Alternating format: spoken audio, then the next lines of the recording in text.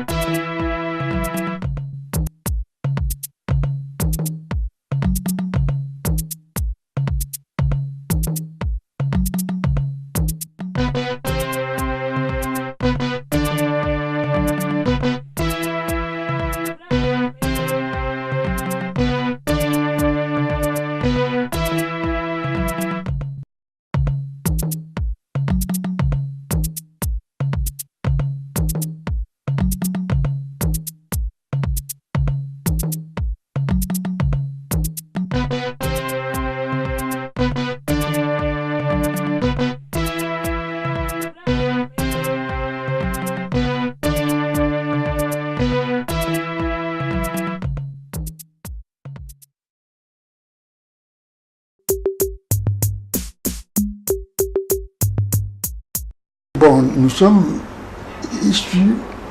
les enfants d'une civilisation de l'oralité, où le livre n'existe pas, où les connaissances sont transmises oralement, où tout baigne dans l'oralité chez nous. Cela a pu jouer aussi.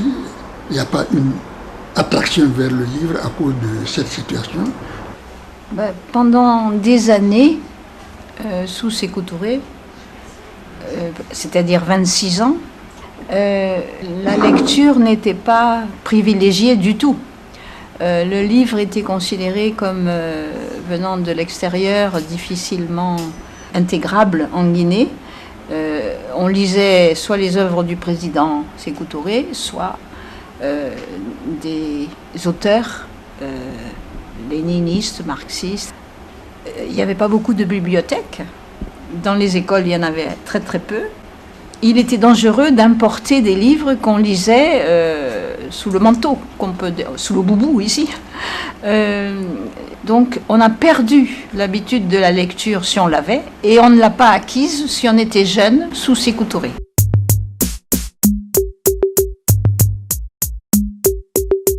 Mais il y a un autre facteur aussi qui fait que les gens ne lisent pas beaucoup, c'est le prix du livre. Le coût du livre est élevé.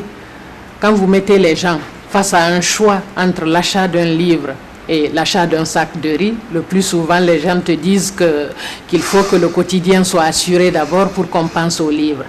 Mais notre souci est de faire comprendre aux gens qu'autant manger du riz est important pour l'organisme, autant la lecture d'un livre est indispensable pour l'épanouissement de l'être humain. On a l'impression que faire de l'activité culturelle ne coûte pas. Alors que déjà, produire un livre, ça coûte de l'argent. L'éditeur paye pour tout. À partir du moment où il a reçu le manuscrit de l'auteur, il paye déjà un comité de lecture, c'est-à-dire un certain nombre de personnes qui vont lire à tour de rôle ce manuscrit et lui faire un retour de suggestions, de remarques et de recommandations. L'éditeur paye pour ça dans les conditions normales. Une fois qu'il a fini, il va payer tous les travaux de maquettisme. Alors, quand vous mettez toutes les charges ensemble et vous tenez compte du fait qu'aujourd'hui en Guinée, essentiellement les intrants à la fabrication du livre sont taxés, contrairement à la plupart des autres pays, je dirais même d'Afrique simplement d'abord, qui ont soit des politiques nationales du livre ou qui ont signé les conventions internationales qui régissent l'importation et la circulation des intrants à la fabrication du livre. Alors, lorsque les intrants à la fabrication sont taxés, ça veut dire qu'automatiquement, le poids de ces taxes va se répercuter sur le coût total du livre, donc sur le prix de vente.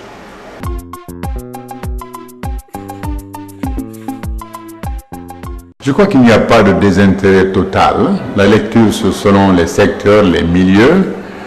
Dans le milieu enseignant, par exemple, le corps enseignant, le corps professoral, La lecture, c'est par vocation, c'est presque obligatoire. Pour préparer des leçons, il faut absolument lire un certain nombre de livres. Et même quand vous avez lu des livres déjà, il y a sur la matière de nouvelles parutions. Ces nouvelles parutions, il faut les lire. Je pense que notre bibliothèque est vraiment convoitée à Conakry. Et il n'y a qu'à voir actuellement la salle. Et on a un nombre de fréquentation de 70 personnes par jour. Ça, c'est les jours normaux pour la bibliothèque. Et pendant les événements, on peut aller jusqu'à 100 et quelques personnes par événement. En janvier 2013, au moment où je venais d'arriver, on était aux environs de 1000 et quelques. À l'heure où je vous parle, on est dans les 6000 et quelques membres.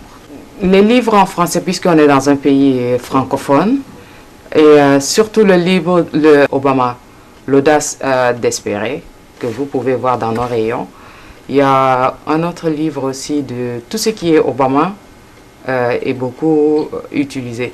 Il y a aussi les livres scientifiques.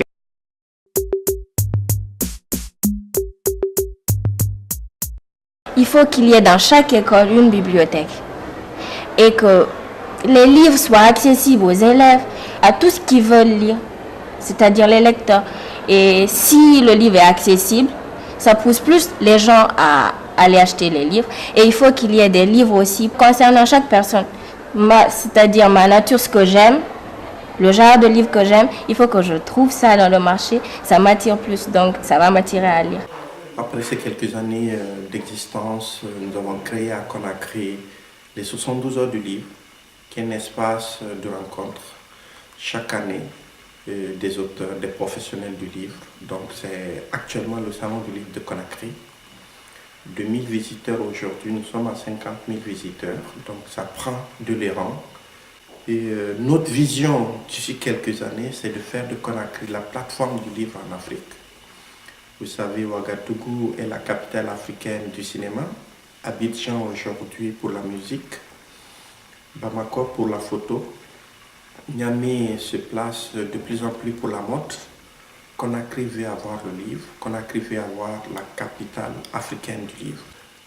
La Guinée n'est plus isolée, la Guinée s'ouvre au monde entier et c'est le livre qui garantit cette ouverture.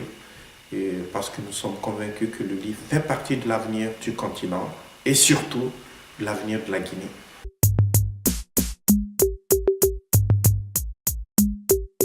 Cacao.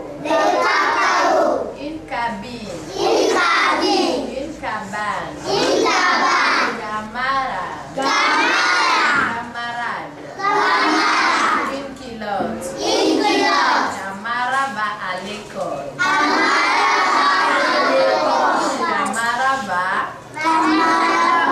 À l'école. La lecture, nourriture de l'esprit.